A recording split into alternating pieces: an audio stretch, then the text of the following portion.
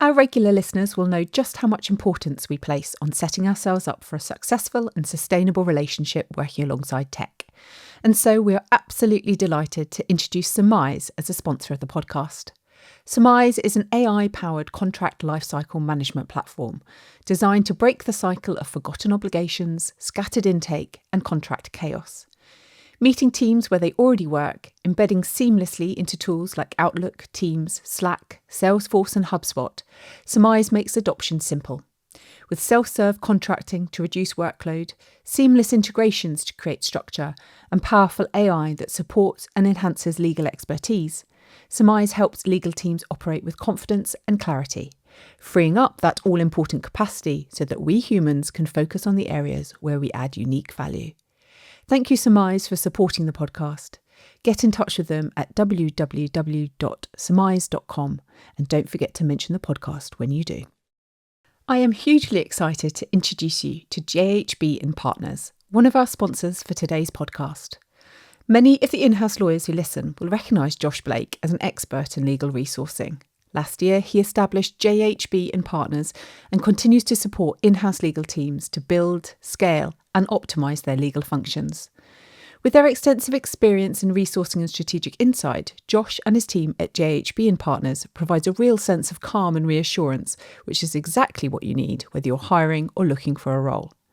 Thank you, JHB Partners, for supporting the podcast and empowering busy professionals with the human skills they need to thrive. You can find out lots more about Josh and his team at www.jhbandpartners.com. Get in touch and don't forget to mention the podcast when you do. Is Pip just joined you? I can. Yeah, she's just joined me. Can people hear the squeaking chair? Like, she's pushing my chair. It needs a WD-40. I'm sorry. It's really distracting. Hello, Helen. Happy New Year. Happy New Season. I know. We're back. Have you missed us? I know. We can't. This is it. This is the start of season 3, and we just were looking actually about when our last episode was, and it was all the way back in July 2025, when the weather was hot, when the whole of the summer holidays were ahead of us. And and now it's January 2026, and it's cold and it's grey. And we've just been talking about the impending snowstorm, which I am anticipating to hit hard in sunny Oxfordshire. My husband is mocking me because he thinks that I've lost the plot and actually we'll probably be lucky to get one snowflake. But Weather Radar says different. So, Helen, how are you? It's so good to be back. I know, it is really good to be back, isn't it? I've really missed doing this. I think I know we try to avoid getting into the busy trap, but I don't even know where the last 6 months went. It just has flown. And like you say, when we looked at when the last one we did was, I was not surprised, but yeah, I was shocked that we'd managed to. And I think it was really tactical as well, because I think we've done two series, and which is amazing. Like I've lost count of how many episodes we've done. It's something like 30 odd episodes now. So we've got a really impressive catalogue, which has just sort of crept up on us. But with that, I think we were both really conscious that, do you know what? We want to keep this fresh. And I think that it was really running a risk of actually becoming more of a burden than something we really enjoyed. So a few months off and we're raring to go. I've really missed, I talked to you anyway, because you are my sister and co-founder, Ops. But I've really missed talking to other people, like really insightful, interesting people. So I can't wait for kind of the episode recordings that we've got coming up. We've got some new and refreshing insights. And we're also going to invite back, I think, a couple of people for this series who we've talked to previously, but we've got many more questions. So so that would also be super, super exciting. But we thought with this episode, we might take it back a few steps, because we've been doing this now for quite a while. We're 2.5 years into being human. So we thought we might just take a few moments in this episode to talk about who we are and what we do. I think that's probably quite interesting. I think sometimes it's not always clear. That's probably errors in our marketing strategy, almost certainly. But maybe just talk a bit about who we are and what we do. That would be quite interesting. But Yeah, I also thought, let's tackle the January question. Before we do that, let's tackle the January question, shall we? Let's What is think the about January question? The January question is, how are you feeling about January? How are you feeling? Come on, let's talk about January. Let's break that ice. Keep it up with the weather metaphor. Oh, I dear. hope you don't get a frosty reception. Oh, Ba-boom! You don't have like an excitable puppy. My microphone's back.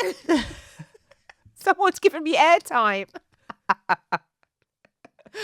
Oh dear. But all seriousness, are you a excitable, yay, it's January, I've got a gazillion resolutions that I'm going to do, this is so exciting? Or are you more like me, which is, oh, I'm just not ready, I don't want it to be January, it just feels a bit heavy? Where do you sit on that scale? Usually I have a million resolutions. Usually I have a plan for how I'm going to get fit, get thin, healthy eat, sleep better. I'm going to journal. My mental health is going to be brilliant. All of these kind of things. And historically, I've put quite a lot of pressure on January to deliver those things and kind of really, also dry January usually. Sometimes I think I even did veganuary one year. This year I have no expectation, no plan. I'm just going to see how January goes. And I don't quite know why that difference, but I thought I'd try something new, to just be a little bit more relaxed and maybe a bit more intentional about the things that, rather than letting so many other expectations that are potentially expectations that are kind of put on us by the outside world, maybe social media or what have you, actually just take a step back and say, actually, what do I want to achieve this year? What's important to me? And allowing myself a bit of time to think about that and not feel like I've got to have a deadline of the 1st of January to have all my ducks in a row for the rest of the year, but just to be really intentional about where I go from here. I think that's so wise. I think that's really wise. I think the problem that and this is probably the root of what I struggle with, is that over Christmas we have this really lovely, well, for me, I certainly love it, this 2 weeks, it's almost like an enforced break. Yes. Because whether you celebrate Christmas or not, we shut down, businesses close, we have businesses close in a way that at no other point of the year, the high street closes down, everybody slows down. If you're in an office, what will invariably happen is that, that your emails really slow down. And so you have this enforced break, and then suddenly January 1st hits and everyone's expecting you to be up, raring to go. I've got all these New Year's resolutions. Look how, and it reminds me of, I know we talk about Rob Archer a lot, but thinks about this like high performance routine and about how actually we can't expect to be all guns blazing immediately. We need that warm up period. So I think I've been reflecting a lot on that. And also I have realised that, I really relate to nature. I love the countryside. I love being out in nature. I get a lot back from it. And actually, I think that I read, and I've adopted this actually in some of my thinking and some of my my posts recently on social media, is this feeling that actually we should follow the seasons more and maybe accept that this relationship we have with nature, and that nature's new year doesn't really start till spring. That's when you see the new growth. Winter, the stage we're in now, is all about bedding down and kind of, just the hibernation phase, really. That preservation, that preparation phase, ready for spring when we kind of emerge.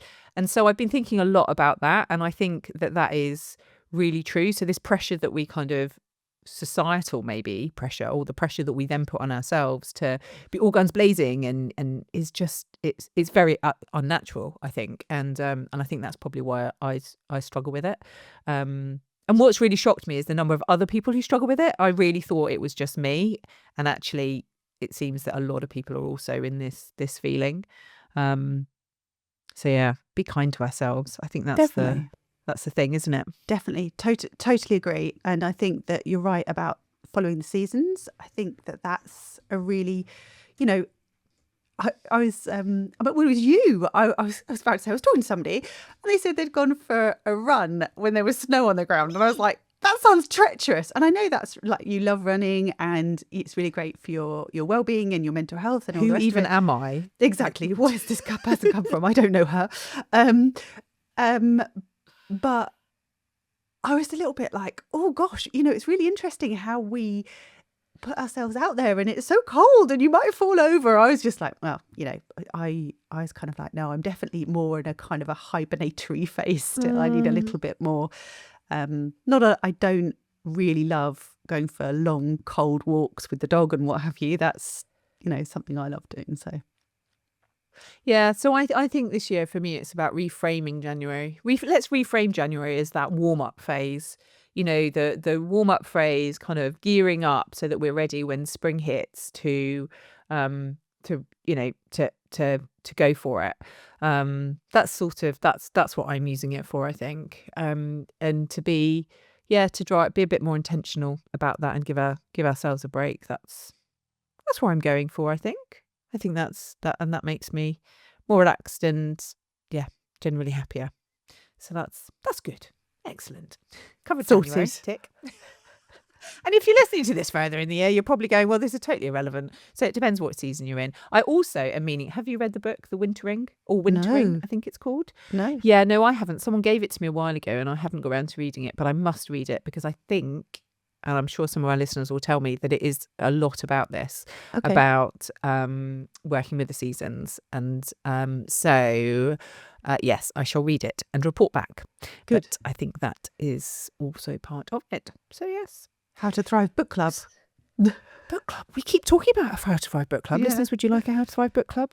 Or is that just adding more things to your list? Maybe it's just adding more things to your list. And now you can just ask ChatGPT anyway, can't you? So what the book said, I mean. Anyway, we digress. So we've done January. That's wonderful. Should we talk a bit about who we are? If anybody's wondering, who's inadvertently tuned in, picked up How to Thrive and is wondering who had stumbled upon us and has thought, who are these two people and why are they waffling on about the weather? So we're sisters. First and foremost, maybe that's our identity. So we're sisters, very different backgrounds, very different experiences, barring the fact that we both grew up together. So you were probably the caring one, and I was the rather what was it our grandmother used to call her? I was the fat naughty one, and you were the beautiful angelic one, blonde angelic. That was the parting shot from our grandmother. There was the blonde angelic, though. That was, and I was the yes. My first. What did my first report say? That I didn't take fools gladly, and that I was what was the word they used? Anyway, it'll come back to me. But yes, we are very different characters, really. So I went off and I became a lawyer and worked in the city and then in house. Had this realization, I suppose, that actually I didn't really fit, and I was really curious as to why I didn't feel like I fitted within kind of this structure that was presented for being a lawyer. I really struggled with it, and so was doing a bit of investigation, and it was really damaging my mental health and actually my productivity at work and my performance at work, because I just didn't feel, I felt like I was battling the whole time between who I was naturally and who and what the business wanted me to be. And that was no fault of the business at all. It was just kind of this construct that I think I probably felt like I was working to. So I was having all of these doubts, and totally serendipitously, Helen, through her work, was staying with me once a month. And we started talking about what she does. So over to you, Helen. Who are you? Who am I? What's your name and where are you from? Why our conversations? Where are you from? Yeah, so as you say, very different. Historically, Claire has always been the brainy one of the family. Historically, I'm trying to get there. I'm catching up slowly. I'm a late bloomer in that department. I didn't. It's not that I didn't enjoy school. I just enjoyed the social aspects of school and knew from a very early age that I wanted to be a veterinary nurse.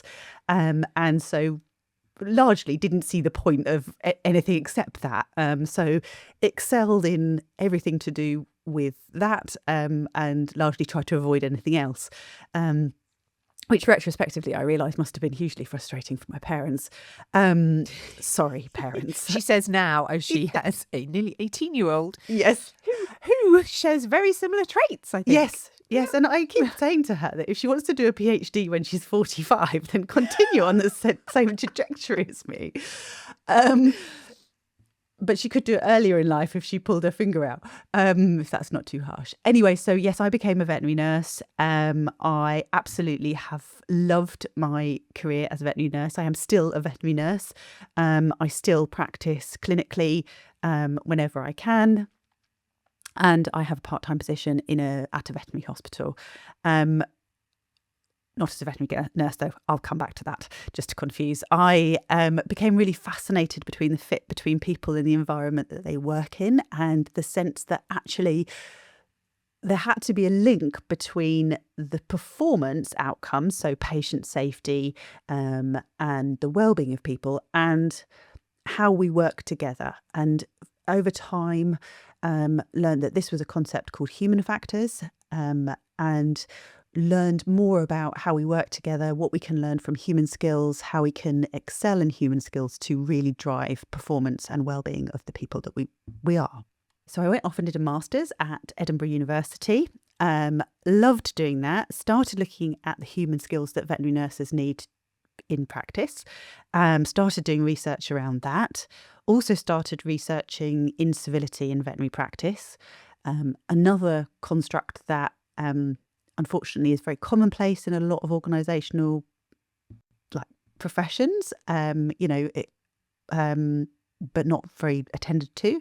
So, and became really interested in both of these things. So now I'm doing a PhD in the human skills that veterinary nurses need whilst they're monitoring, maintaining anaesthesia in small animal practice, and continuing that research with the University of Aberdeen on incivility. And alongside that, teaching. And I also, teams, organisations, individuals, supporting people really to discover human factors and discover how you can really, by having a human factors approach, looking through a human factors lens, thinking of the way that we work and interact as a system, we can elevate our performance, attend to people's well-being, and really, this idea of how to thrive really comes from this, that we're actually supporting people to thrive and, find enjoyment in what they do, rather than just surviving it. So this really all there was this beautiful, I was going to say there was this beautiful moment, but actually I think it was more gradual. I don't think there was one moment, but where we would sit and we were talking about what Helen does, because dear listeners, I will put my hands up and say I didn't really get it. I was like, well, you come here every week, I don't really know what you do. And then the more we talked about it, the more I just thought, oh my God, this is amazing that actually, obviously the veterinary industry is on a journey, but the fact that they have recognised already the value of investing in the system, the humans, as well as the tech, as well as the technical skills, if you like, the fact that they are going beyond what academically, and it's way more about how we as humans function within that system is really refreshing. And then I learned from Helen that this goes back, goes further back. Human factors, what derives from aviation, I think, Helen. Yeah, military and aviation. Is used widely in the military and other high or safety critical industries. And I just thought, my God, maybe this is the thing. Maybe this is the thing that actually the legal industry is lacking. And actually, from a personal perspective, maybe this is everything that I wish I had understood. Why it wasn't necessarily, how I could fit within the system, or how I could develop the system and adapt the system so that the businesses I was working with was getting the most from me, and as a result was, minimizing its own risk profile, really, because it was getting much more from me. Which is really what drove us one day to go. I remember it vividly. I mean, I remember us saying to us, "Oh, we should do something together." And then I remember being on the Peloton bike and the name Being Human kind of came to me, and the rest is history, really. So now we work across industries, not just legal and veterinary, but quite naturally, because I'm a lawyer and Helen's in the veterinary industry, we do a lot within those industries, within those teams, really supporting individuals and teams to understand how they can harness the power of their human skills to promote a lower risk environment, higher performance, doing more with less, that awful phrase that we hear, or doing more with the same. All of those good things. It's really about kind of really promoting the people. Absolutely. And what's incredibly important to us is that it is all science-led. That's Absolutely. incredibly important. So Helen, I mean, talk a little bit about human factors, if you will, about the science of human factors. Yeah, so human factors is a scientific discipline. It's, as you say, a discipline that's has a long history, and is particularly relevant to safety critical and high risk industries, and has kind of spread it out from there. Human factors is this fit between people and the environment that they work in, and it looks at our unique capabilities and limitations, and then we design systems and ways of working that actually adapt and allow for that, and make it easy to do the right thing. So sometimes systems can be designed that make it hard to do the right thing. A really good practical example is when you have a door that has push plates on it, has a thing that says pull on it, but doesn't have sort of a pull, or it looks like it's going to be a push. So often we have to think about how can we make it easier for people to know what to do, simpler, and by designing systems, the environment that we work in, the way that people work, it's kind of doing that to optimise how we work, to make it easier to do the right thing, harder to do the wrong thing, reduce the risk, reduce the error, and also reduce the cognitive load that people experience as well when they make error, because the world is incredibly fast-paced, and if we haven't got systems in place to help us do the right thing, it's just not normal and natural that we will make errors, and that's going to lead to more work. It's going to lead to sort of wellbeing issues, mental health issues. So That's human the thing, factors. isn't it? It's all related, and I think certainly in the legal industry, and I suspect, and correct me if I'm wrong here, it's the same within the veterinary industry. Wellbeing is, as a terminology, is getting a little bit tired. People are getting a bit like, oh, she's talking about wellbeing again. But actually, wellbeing is a beautiful side effect of having a system that works for individuals. And if you are working in the optimum scenario for you, if you are working, in a way that is going to help you to perform to your maximum, to your best potential, which will in turn reduce error, reduce risk, enhance the levels of performance you can give, you will also be well, because Yeah. you cannot be performing at your best if you are not well. So rather than this positioning of well-being as this really nice to have added extra, like nice to have thing that people don't really understand why, it's really a gorgeous side effect of everything that you talk about, or we talk about, because you cannot be performing to your best if you are not already also well. Yeah. And I think the other piece of the puzzle is that a lot of people view this kind of stuff as a nice to have and soft and fluffy and lovely, oh, aren't they a lovely organisation? They do all this other stuff. But there's the other side of it is the bottom line aspect. If you've got a lot of people on your team who are off sick, if you've got people experiencing burnout or making errors, then of course that's going to be costly to a business. So, for anybody who's thinking this sounds lovely and soft and fluffy and nice to have, then actually the implications to the business performance, reducing risk and reducing cost, then, it's a no-brainer. It's simple. It has a huge risk potential, a huge financial potential for businesses. And that is something that I think both of us feel a little bit like it's not a natural thing for us to talk about, but actually because I don't think either of us naturally want to put a figure on doing the Yeah. right thing, basically. Yeah. But I think it has this huge implication. I mean, I was talking to someone before Christmas, and they work for a health tech app. And basically they have relationships with insurers now. And what this health tech app essentially does is it encourages employees to move more, to get their 10,000 steps, to eat more healthily, to take the breaks they need. And they're rewarded for doing that. The individuals, they kind of gain points, and at the end, points win prizes. At the end, you win something, or you earn something.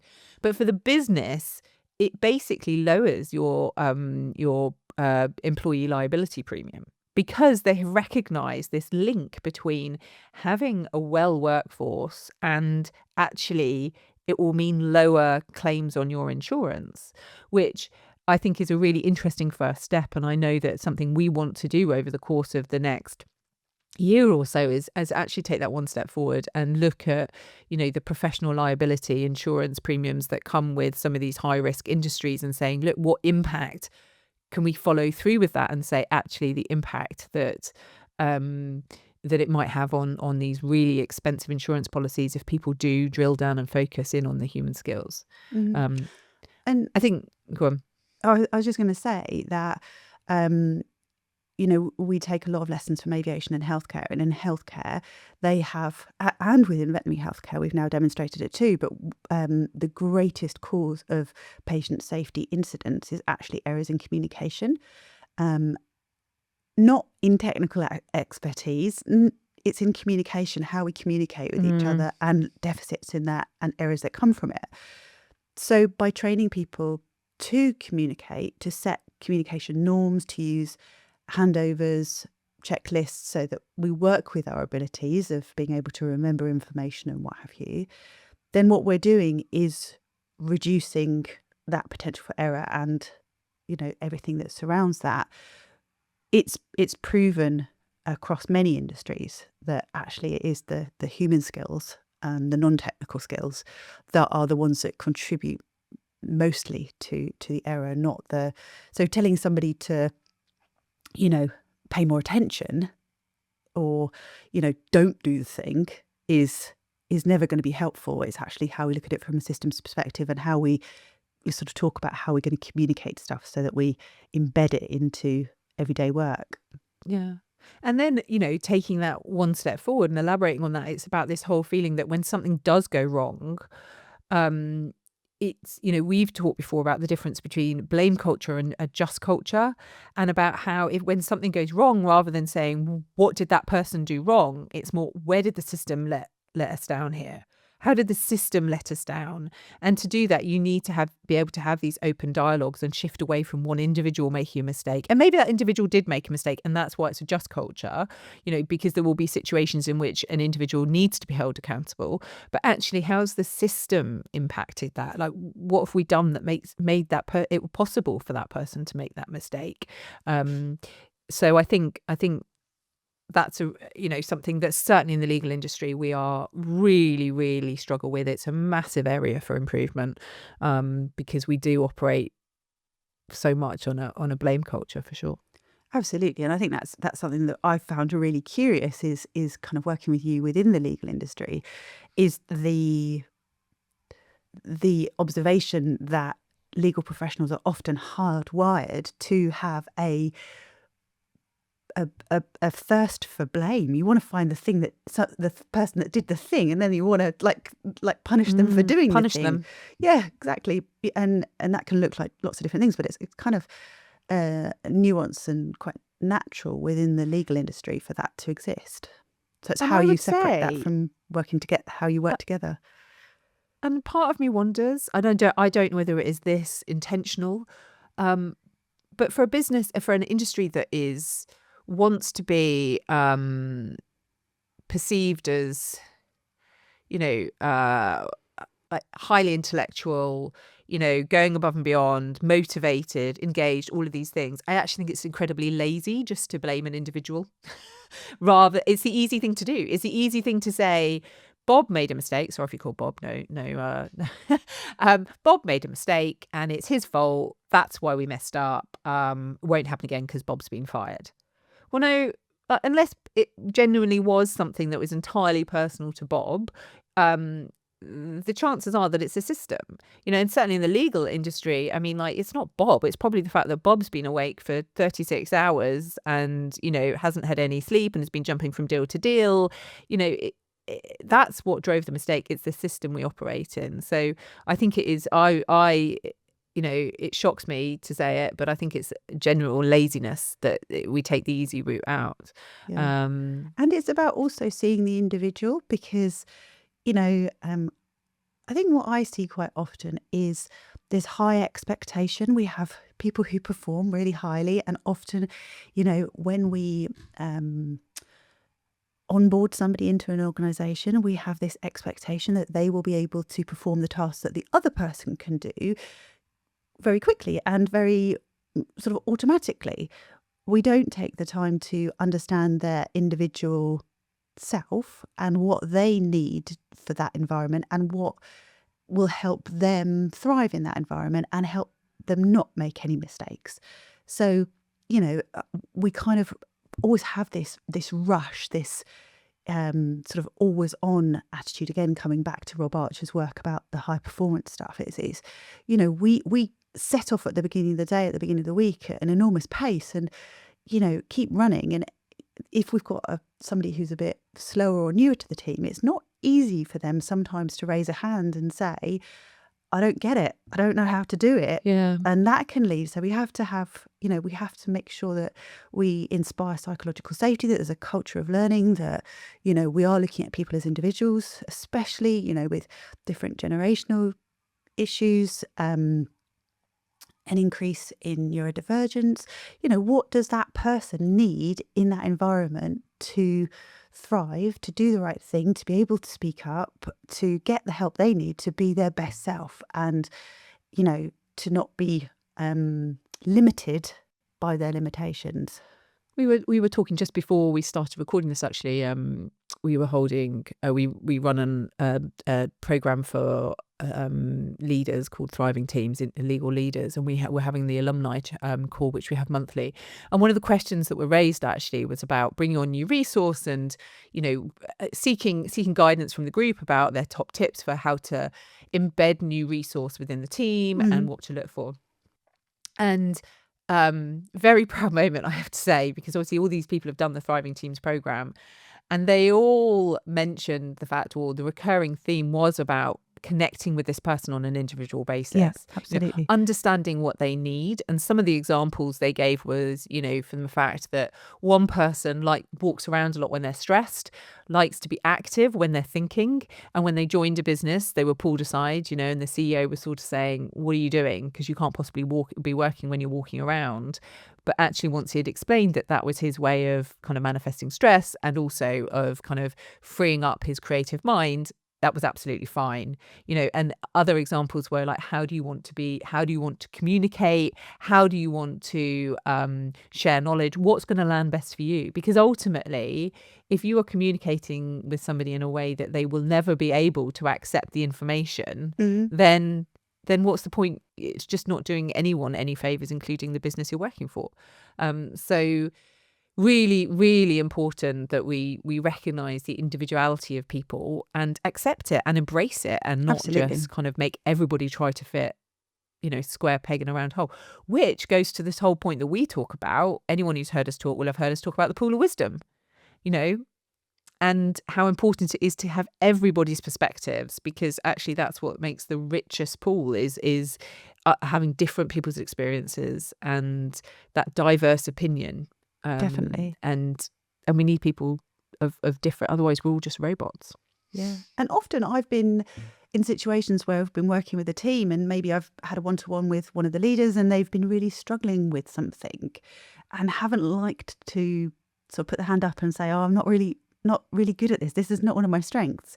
And yet if they look and share that with the others in their team, there's very often somebody else who'll put their hand up and go, God, I love doing that. like, oh, I'd love the chance to do that, so that you could actually delegate to that person, reduce your stress, empower somebody else.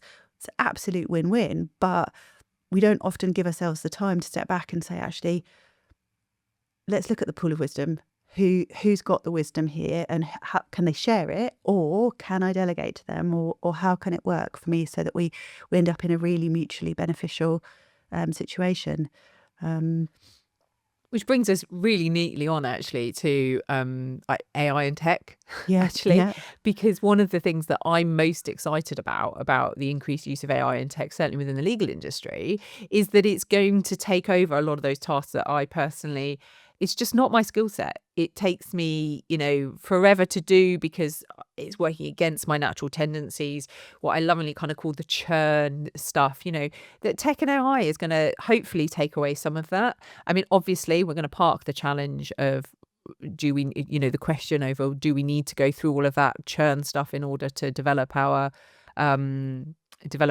trainees and the younger generation of lawyers and professionals generally, I suppose. But really, if we think about the end goal is that we're all working to our maximum, if we can use these tools, then it's going to favour us all. The question, though, is that if we aren't wasting, in inverted commas, time on this stuff and AI and tech is taking it over, then are we equipped to maximise the other stuff, which up to this point has kind of been if you like, a side effect? So the communication, the connection, the complex decision making, all of those things, we really need to lead into it. Are you seeing the same in veterinary? Are you seeing a similar trend? Yeah, definitely. And it's really interesting. I don't know if it's quite as profound, because I don't think there's obviously there's lots of things that AI and tech can't do in our world. They can't place an IV in yeah, exactly. Although as soon as I say something, I think of something in human healthcare when you think about robotics and robotic surgery and the high levels of accuracy that can offer.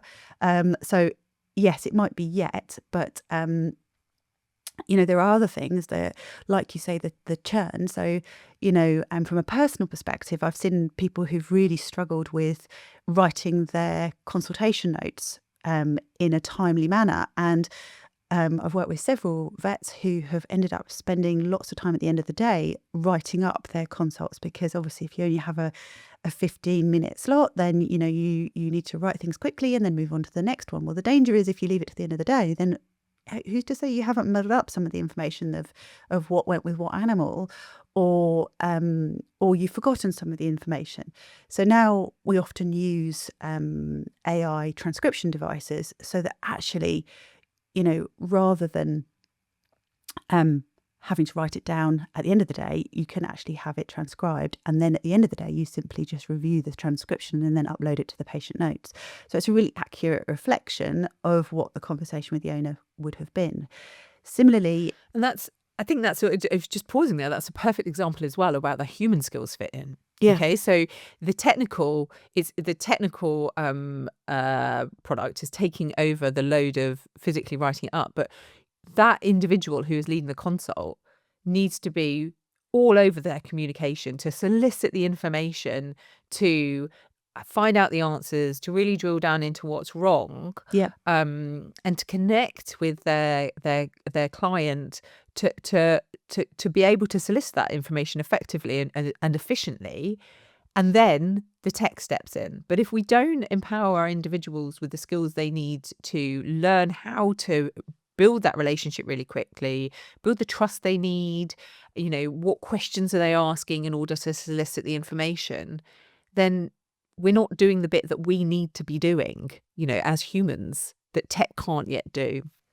The other thing is that, like we would talk about that connection, that non-verbal cues in communication.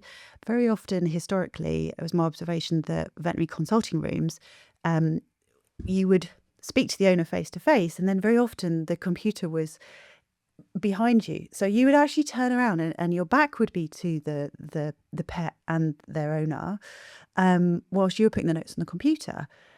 And it often was at that point that they would ask an additional question, or that would be the moment where they turned to the person that they were with, their husband, their partner, whatever, and go, oh, I don't get it. I don't like you. And if you miss that moment, then what you feel might be informed consent and understanding of what you've agreed. You don't pick up on it, you don't see it, and you don't understand that actually. And then when you realise later on that there's a complaint because that person didn't understand, if you'd picked up on that moment, then you could have put it right then. So having that attention. How simple is that to fix? Exactly. So totally. Again, comes back to human factors design, how we're designing our consult room so that we can actually we can still see somebody when we're writing up the notes, but equally using a method to take away the strain. And very often, we've got to look at different people's skill sets. How long does it take for somebody whose job is not every day to write notes?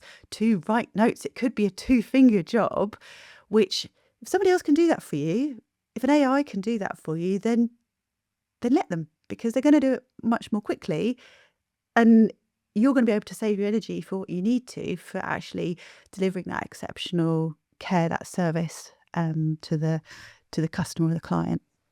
Yeah.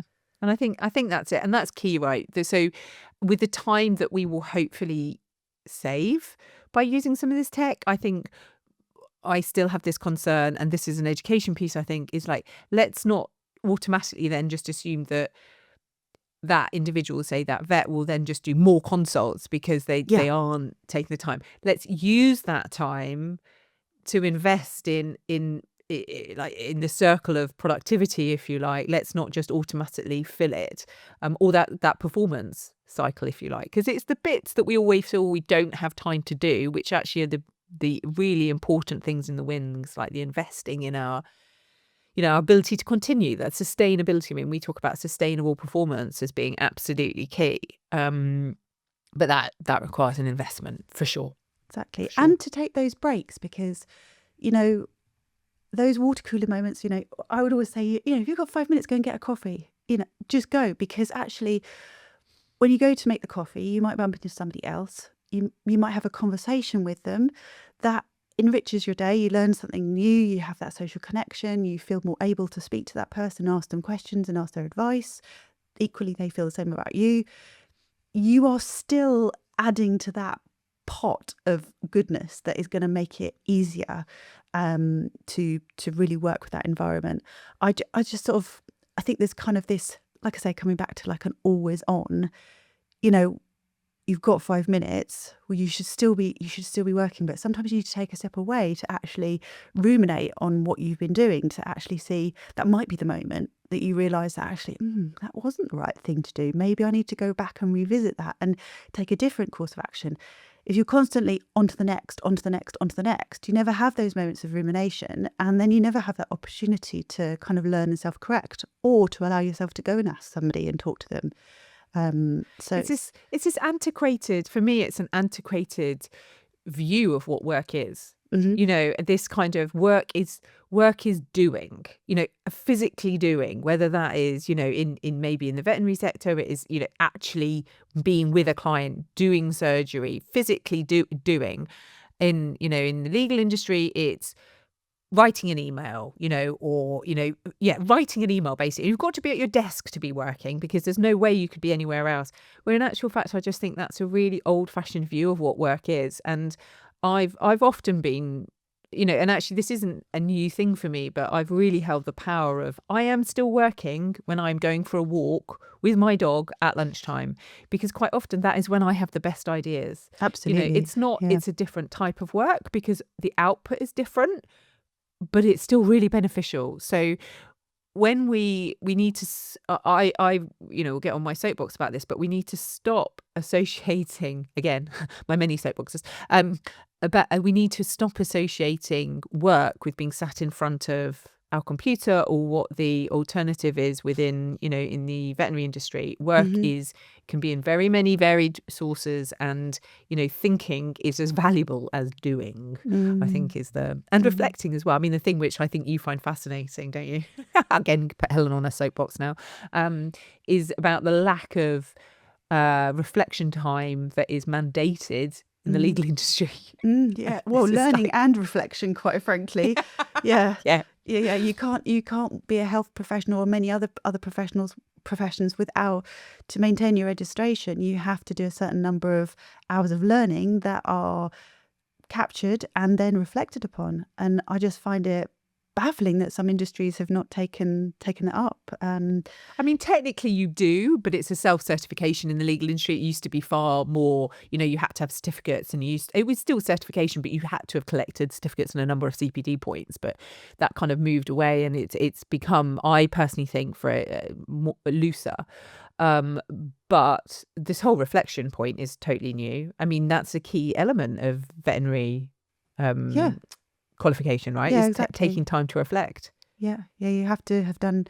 So for me, every year I have to do 15 hours of continuous professional development and reflect on 15 hours of continuous professional development. So and how do you demonstrate that? So the platform, you have like a series of questions that prompt your reflection on, how you might implement it, what you've learned. It's kind of really, which is and which again I brings think, it down to practical. And I think, I mean, I don't know how many hours of CPD. I mean, I did last year. I'm doing a PhD, and I love learning. So frequently I'm near between 45 and 60 hours, even more than that per year. I don't struggle to get my CPD. I only document that I reflect on 15, but part of my PhD, the process is reflection. And like you were saying, what I really noticed over the Christmas break was when I stop working, when I get off the treadmill, my creative side starts to come to life, and I start thinking about what could be next, how could we implement this, I get more creative in my thing. Is Pip just joined you? She's just joined me. Can people hear the squeaking chair? She's pushing my chair. It needs some WD-40. I'm sorry, it's really distracting. I could hear a tail as well, thumping on the desk. Oh God. Pip, come out. She is.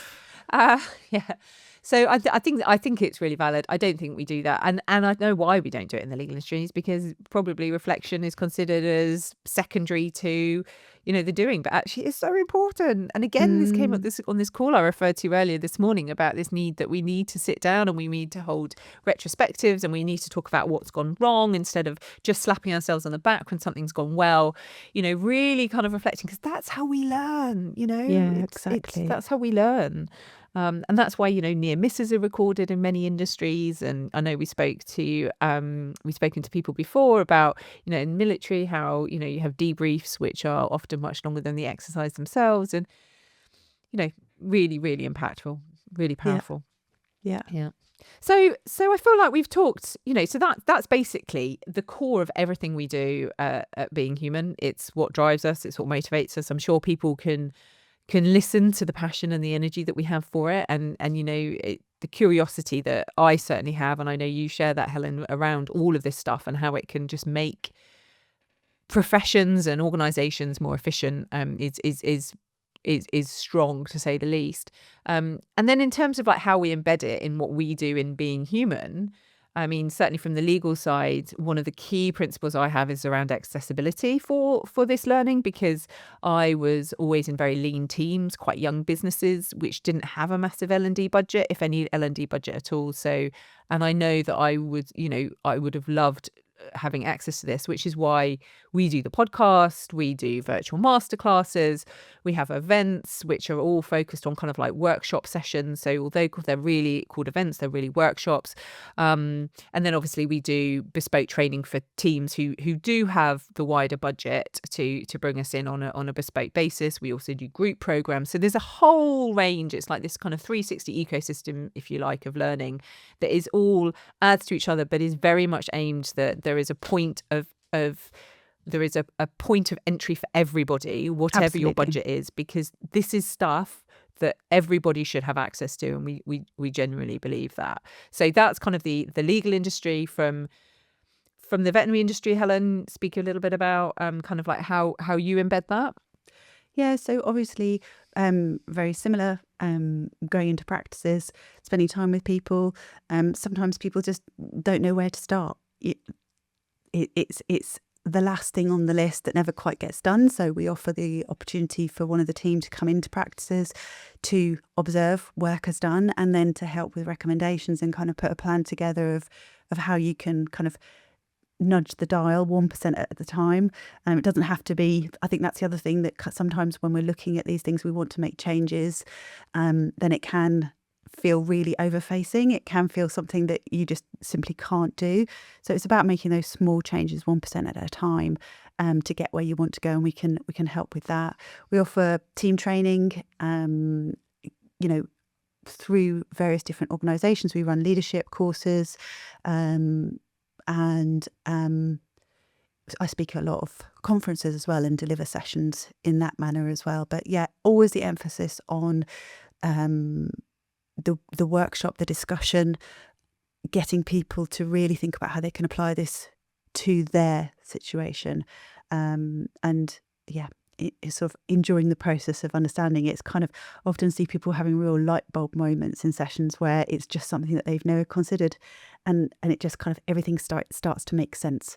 And a great journey of discovery. So yeah, we run the online Civility in Action course, which is a 6-week online course, which is fueled by amazing discussion between people of actually how do we implement this in real life, so that we can improve, and really change for the better the culture of organisation, so that we're actually making it easy for people to thrive. Yeah, it's powerful stuff, and I think we're incredibly proud and incredibly passionate about kind of taking it forward wider as well. So that's who we are. But over the next how long have we got? 7 months until July. We take a break in August. We take August off. Off is a bit From the optimistic. podcast. From the podcast, we have a month's break. Month's break for your ears. In August, we've got some amazing guests lined up, and all of our guests, really, it's about growing that pool of wisdom. It's about talking to different people about the dog's back. Can you hear her banging the table? Yes, I can. The whole podcast is about, growing that pool of wisdom, about how we can have new ideas, being curious around them. And what we always say is we may have some guests who just don't land with you. You just think, nope, this isn't for me. Can't see how this works. No, not for me. It's fine. That's great. Yeah. Well, all we ask is that you come with an open heart, a curious mind, and take what works for you. And if it doesn't, leave it behind. But what is wonderful about those things that you leave behind, you may just come back to them in 6 months, a year, 2 years, and it may have been a seed of thinking, seed of growth that you suddenly see spurting and germinating. But yeah. That's the whole point. It's about diverse opinions. So that's it. Yeah. So that's us, I think. Sounds like a perfect the place first to have a podcast of the break. series. Yeah. Yeah, it does, doesn't it? So thanks everybody for listening. Thanks for making this into a third series. Thank you to our sponsors, who we just simply couldn't do without you. And I'm really excited for everything that is to come over the next 7 months, and for the year ahead for Being Human, and for the industries that we support. It's and it's an exciting time for us all. So I think have a good couple of weeks. We'll be back in a fortnight, release every other Thursday. So have a good couple of weeks. And Helen, I will speak to you, probably in about 5 minutes at the end of the podcast, but for everyone else's benefit, in 2 weeks' time. Thank you for listening to the How to Thrive podcast, brought to you by Being Human. If you'd like to find out more about the work that we do to support individuals and teams to thrive, then please check out our website at www.being-human.co.uk. A huge thank you to our amazing sponsors for this week's podcast, JHB Partners and optimise. Please do get in touch with them to find out how they can support you and your team.